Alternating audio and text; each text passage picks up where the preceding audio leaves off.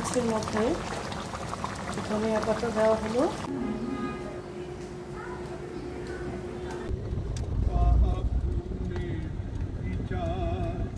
আসসালামু আলাইকুম, সবাই কেমন আছেন? আলহামদুলিল্লাহ আমি ভালো আছি। রেডি হয়ে গেলাম, যাচ্ছি 6 নাম্বার বাবা মার বাড়িতে।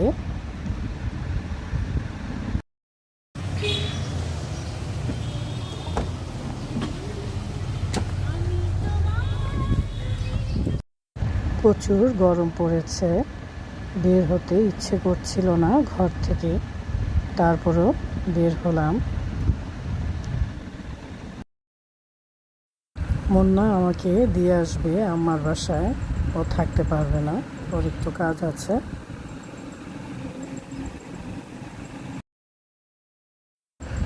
আম্মার বাসায় মেহমান আসবে, রাতে খাওয়া দাওয়া করবে, তাই যাওয়া।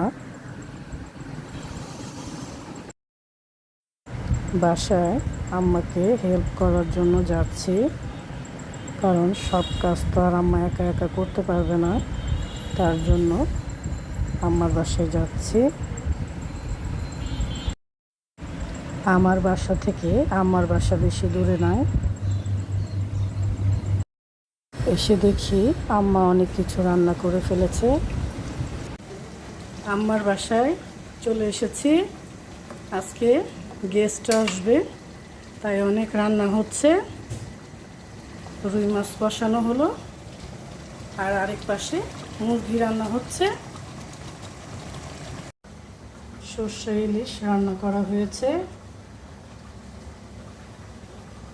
খাসির মাংস রান্না করা হয়ে গেছে। রুই মাছের মধ্যে ধনিয়া পাতা দেওয়া হলো। এখন কলিজার তরকারি রান্না হবে।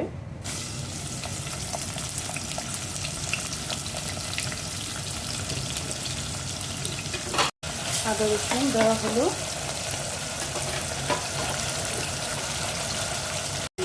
মরিচ পাখি দেওয়া হলো, আর দেওয়া হচ্ছে হলুদ। আজকের রান্নাটা আমার আম্মা করছে, আর আমি জাস্ট ভিডিও করছি। লবণ দিয়ে দিচ্ছে, আর অল্প করে পানি দিয়ে দেওয়া হলো মশলা।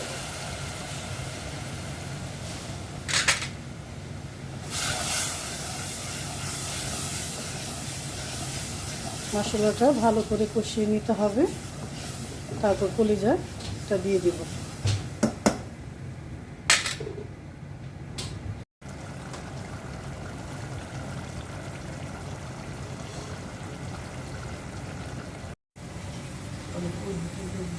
কলিজাটা দিয়ে দেওয়া হলো। কলিজাটা রান্না করা হয়ে গেছে, এখন নামানোর আগে একটু জিরা ফাঁকি দেওয়া হবে।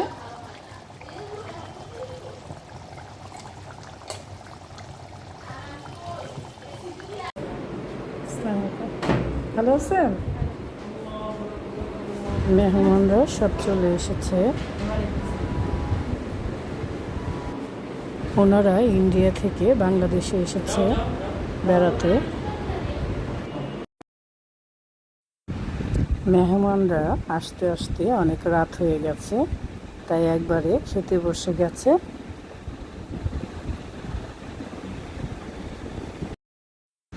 মেহমানদের জন্য ছিল নানা রকম খাওয়া দাওয়ার আয়োজন।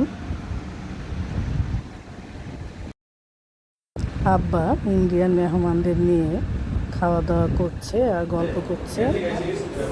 কিছুদিন আগে আব্বাও ইন্ডিয়ায় গিয়েছিল, সেই ইন্ডিয়ার গল্পই করছে।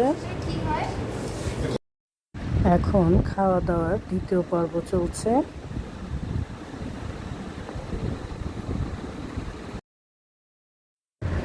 আমার ভাই সব ছেলেদের নিয়ে খাওয়া দাওয়া করতে বসেছে।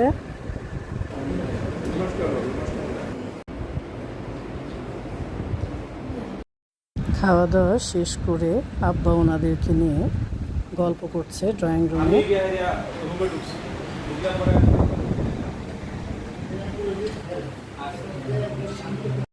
সবার খাওয়ার পরে আমরা মেয়েরা বসেছি একসাথে খাওয়ার জন্য।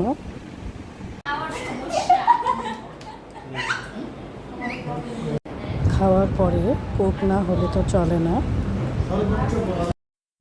এখন মেহমানদের যাওয়ার পালা। তারা সবাই রেডি হচ্ছে যাওয়ার জন্য। সবাই ভালো থাকবেন, সুস্থ থাকবেন। আল্লাহ হাফেজ।